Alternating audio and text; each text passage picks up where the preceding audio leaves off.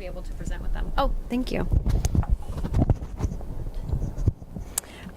So I'm going to be speaking about policy today. And this is why Tina and I switched our orders, because we think that maybe if I give this sort of foundational view on U.S. policy, it will help sort of set the stage for her talk, which is a very specific case study mostly. So I came to preservation because I was really interested in reuse from a sustainability perspective. And I kind of was thinking that in the preservation world, this was like surely top on people's lists, you know, like, yeah, reuse. And so I was a little disappointed when that wasn't necessarily true. But there's just so much interconnection there that I you know, had to study it for my thesis, and that's one of the things I undertook. So as we are all aware, some of the greatest challenges that we currently face are environmental. Some of which have been mentioned previously today: climate change, environmental degradation from resource extraction, the over-extraction of limited resources. And so heritage has been recognized as having a crucial role to play in terms of sustainability, but what exactly that role is has not fully been conceptualized yet, and it's still sort of in the emergent phase. And so I became interested in this relationship between preservation and waste management, and I saw a lot of potential there because they're essentially both fields are both dealing with the idea that things shouldn't be wasted, that there's this value in the prolonged use of this material. And so I found in doing my research that this research has been sort of unevenly addressed. So my thesis was really sort of trying to lay this descriptive foundational work from a US perspective. But Susan has asked me to speak mostly about policy today, which is great. It focuses my crazy brain. And so I'm going to be speaking about policy in a US context. And so I've tried to explain things that I take for granted, but if anything is confusing or unclear, we can talk about it in the question portion. So first, before we get into that, I want to give a little bit of a historical background. So before the mid-20th century, in the US and most places, I would imagine, building demolition generally meant deconstruction, because buildings were raised by hand by what were called house wreckers. And so when a building owner wanted to clear their site, they would, they would put out, basically, they'd have people bid on the opportunity to deconstruct or demolish the site, because it was so valuable to have that material. That material could be resold, and so it was an opportunity for these people to pay money to deconstruct the site because they could still make money. And so the video that I want to try to play, if it plays, let's see. It's yes, okay. From the Library of Congress in Washington, D.C. No, there's no sound. Don't worry. So this is just a very short time-lapse photography video from the Library of Congress of the Star Theater in New York City being unbuilt. And so you can see it kind of coming down from top to bottom. And it's just a really amazing piece of historical footage of how buildings would come down. And if you focus on the street level, you can kind of see the material piling up and these chutes coming down and horses carting the material away. So yeah, it's neat. And so yeah, it would basically start on the roof, move down each floor. They would strip the rooms of fixtures on each floor, doors, moldings, pull up the flooring. Every piece of wood would be carefully denailed. Sometimes the nails themselves would be reused. And then walls and ceilings would be tackled, and the plaster would come down and the lath removed. Is it done? Yeah. This has been a presentation of the Library in Progress. Thank you. LLC.gov.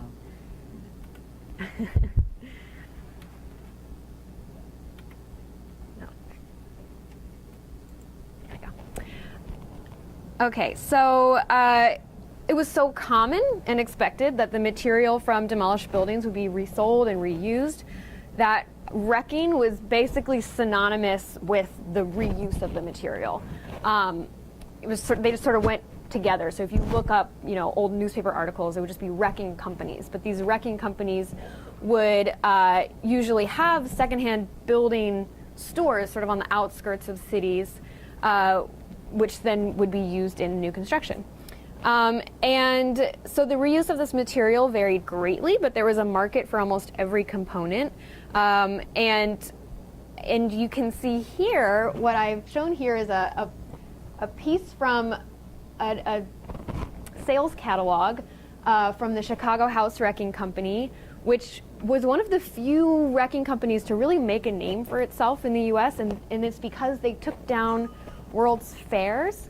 That was sort of their specialty. And so these fairs would go up, meant to be temporary, almost like whole cities, and then they would bid to be the demo people, take down the World's Fairs and sell the material. So they were really famous for doing the Chicago World's Fair. And you can kind of see they're kind of proud of it. Like, this is how we get our material purchased by us. So you can find these online for free. It's really amazing catalogs. And so this is a great example of sort of the reuse side of that. On the left is the National Academy of Design building in New York. This is around 1890. And it was demolished in 1902 when the Academy moved uptown. And at the same time, the rector of a small Catholic church wanted to give his congregation a really beautiful state-of-the-art building, but on a budget. And so he purchased a lot of the marble, sort of this tiger-striped marble from the National Academy of Design building, along with pieces from other sort of stately mansions that were being demolished. And he put them together in this new church, which is it's a Roman Catholic church on the in the heights, really, of Manhattan. And it's a designated local landmark today in New York. And the designation report praises the church for providing the community with a lasting reminder of the city's recent past. So it's kind of an interesting mix of the two fields coming together. And so this type of demolition that's really more like deconstruction, it changed a lot after World War II. I mean, it was starting to change before then, but it changed a lot after World War II. That was through a combination of economic, social, and technological changes. The cost of labor was higher, materials were cheaper, the resale value of secondhand building materials just couldn't compete with virgin material, and demolition contractors couldn't make a profit through this sort of time-consuming deconstruction process. And then also the wrecking ball was invented. We think of wrecking ball, I thought that would always has been in use, but it was not until the 1940s. And the bulldozer, and so it made it so much easier and faster to demo mechanically. And this remains true today. This is still the easiest and fastest way to get rid of an unwanted building. And so today, in the U.S., we call this construction and demolition waste, C&D. It's sort of those words, sometimes it's and architectural waste, it's all the same. But C&D waste is what we call it in the industry, and it's sort of like the typical end-of-life phase of a building is sort of demolition and removal to parts unknown for the C&D waste. And so I briefly want to touch on this C&D waste side of things, and basically say that in the U.S. there's a very inadequate understanding of the state of C&D waste across the country. partly because municipalities tend to have jurisdiction over waste. The EPA last estimated total C&D waste in 2009. It hasn't been updated since then, but at that time they estimated over 165 million tons of waste, of C&D waste was produced, and they expected the number to grow as construction activity increases.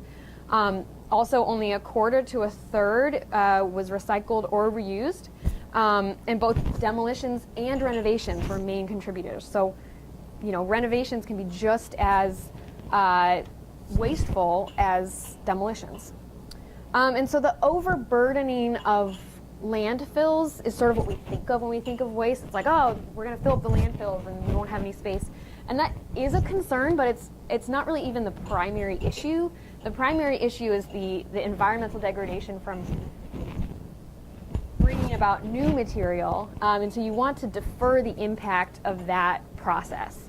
And so the extraction of virgin material contributes to resource scarcity, habitat destruction, the release of toxic materials, and further energy expenditures. So there's a real desire, as we've sort of been talking about over the past 2 days in the environmental circles, to just close this loop, to make this linear sort of like extract, build, demolish, landfill into something that's more circular so that this material becomes the feed for new construction. And so in my thesis, I looked at waste ordinances that specifically target homes of a certain age. I looked at Vancouver, a Canadian city, but Zara is going to be speaking about that in a little bit.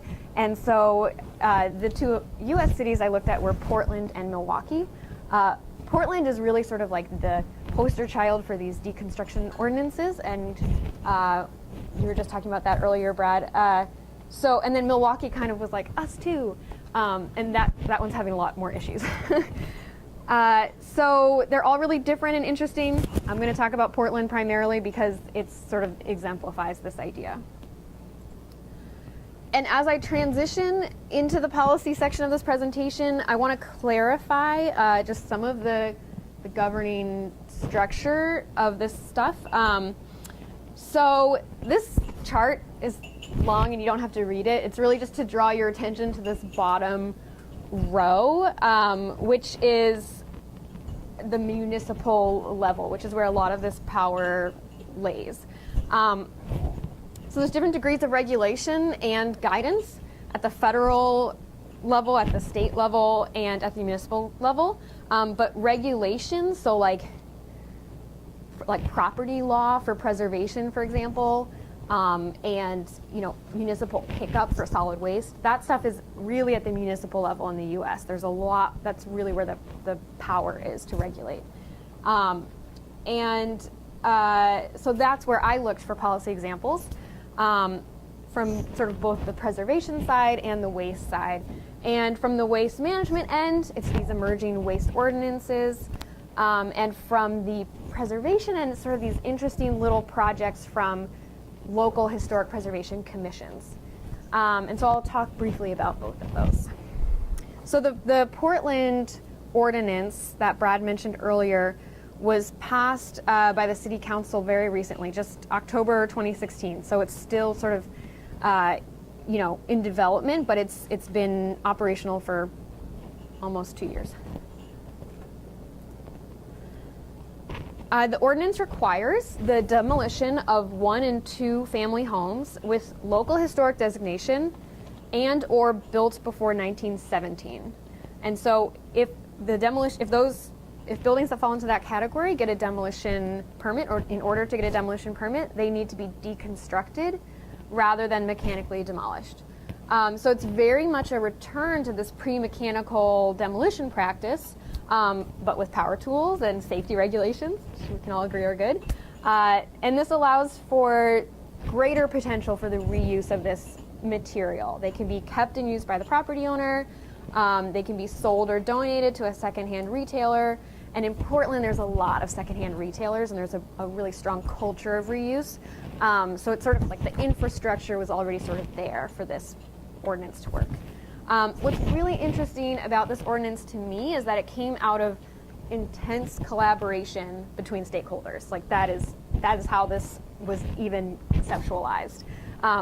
Portland had been considering ways to address C&D waste, but this specific action came out of agitation by citizen activists in Portland's neighborhoods who were really concerned about the large number of demolitions in the city and their replacement with like new and what people thought of as sort of out of scale buildings.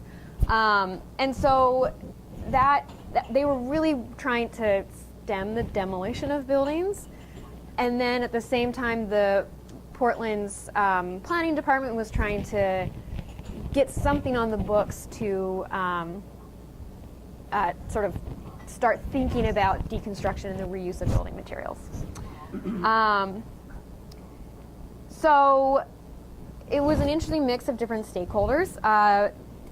The city convened an advisory group, which was called the Deconstruction Advisory Group, or DAG, and it brought together 23 representatives of different stakeholder groups, including deconstruction, salvage retailers, property developers, and preservationists.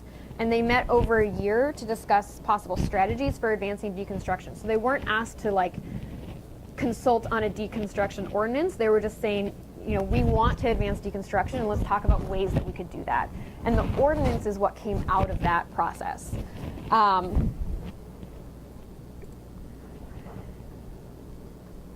sorry. So the cutoff date of 1917 is really interesting, right? Because like, why 1917? What's important about buildings before then? And it was chosen for some practical reasons. It represented about a third of the city's roughly 300 annual residential demolitions. So they were thinking, we can't really mandate this for all buildings because we don't think that the industry has the capacity to handle all that material. They thought, and this was sort of based on having these stakeholders in the conversation in the process, that we could probably handle about a third of that right now. You know, eventually they want to push that date up, but it's sort of a process for them. And that at the same time, there's a lot of desire for the material in buildings from older homes, like undeniably. And in Portland, they often contain old growth wood, which is hard to come by, and they're highly saleable. So it's sort of a combination of the material that was desired. It's easier to deconstruct old homes, as we've discussed, and it was also representing a good chunk of the flow of material that the industry thought they could handle.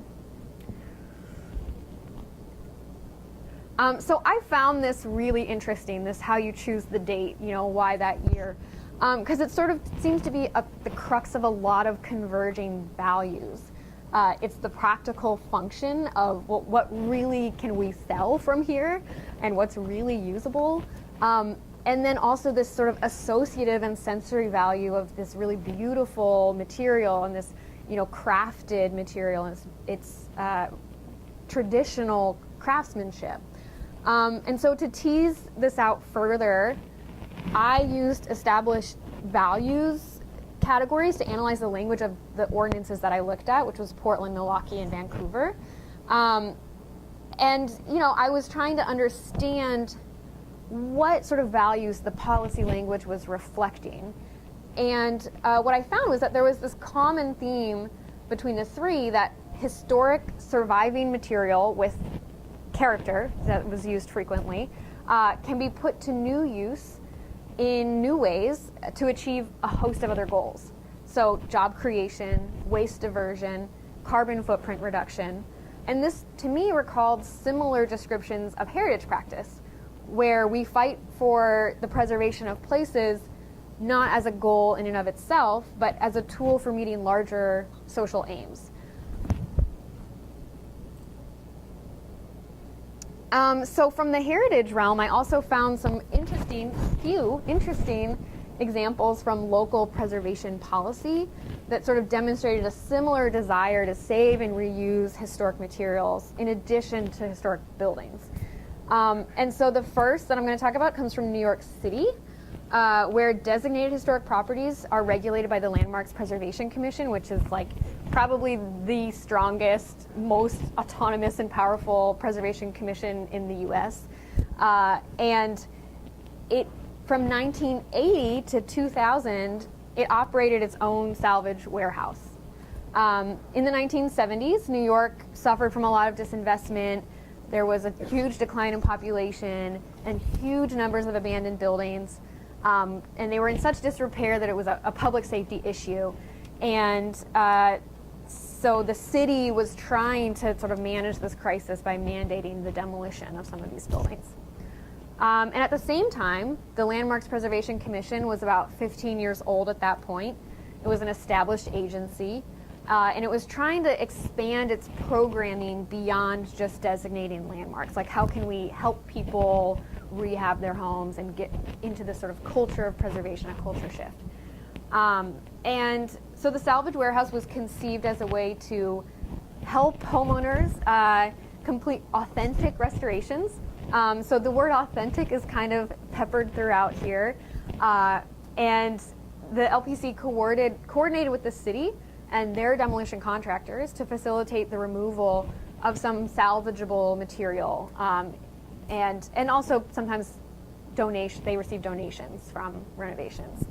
It's mostly interior fixtures, but sometimes exterior pieces like cornices or like really decorative, like gargoyles would end up there. And the primary motivation of all of this was to help New Yorkers maintain their old homes. And so it was sort of both financial help. They wanted to provide affordable material. But they also, it was sort of a curatorial help as well, appropriate materials for authentic restorations. And so there was definitely this sort of expert preservation bent to it. But at the same time, they weren't strict. If you were a New York resident, you could buy anything. They weren't policing where you put things.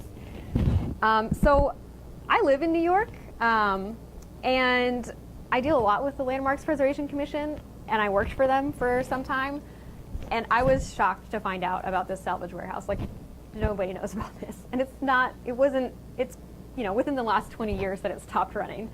And so it's basically been almost forgotten.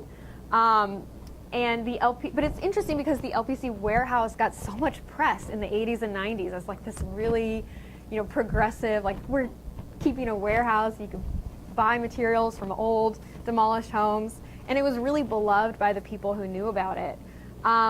But the context of New York changed a lot from the time that it was instituted into the 90s and then 2000. The economic situation reversed. The demolition of city-owned properties, which had previously been widespread, was really limited. And earlier, the LPC had wanted to expand beyond designation. And by the 90s, they were regulating tens of thousands of properties, and they really needed to scale back and focus. They couldn't overextend themselves. And so the warehouse started to limit what it was collecting, and then it started to limit its opening hours. And then eventually it was closed, but the material sort of remained in storage until 2011. So that's 11 years after it closed. And then the material was auctioned off, and the warehouse was sold, and it's actually been demolished and is now, they're making way for an affordable housing project. So a very fascinating trajectory for me. I mean, Martha Stewart was there, and it's like it never existed. And then on a much smaller, stricter level, so there's this really fascinating example from the borough of Mountain Lakes, New Jersey, which is a very tiny town sort of near New York City. And it's a really interesting example because it's super strict about who can purchase, what material ends up there. And that's because the borough of Mountain Lakes started out as a planned community. So all their historic homes come from the same era, and they use very similar materials and have similar styles. So the Preservation Commission developed a very strict salvage program where the material can only come from these original homes, and they can only go to other historic, sort of, they call them half-good homes. So it's super, you can't, like, you or I couldn't just show up and try to purchase material from there. And it's also voluntary contributions. So they just say, donate what you think we've saved you in effort. And you know, sometimes that's like $10. So it's a really interesting way of like making this very hard to come by material available and affordable only for residents and keeping it very local. Am I done? I'm done. I'm over? Okay. So basically, I'm going to skip ahead to my final little bit because a lot of what I was going to say, Tina's going to say, but it's really important that we collaborate between these two fields. There's a lot of ways that we can. We're dealing with the same stock. We have strong passion for this area, and we have sort of matching skills that can be met together. So I'm going to leave it that with Tina, and thank you so much.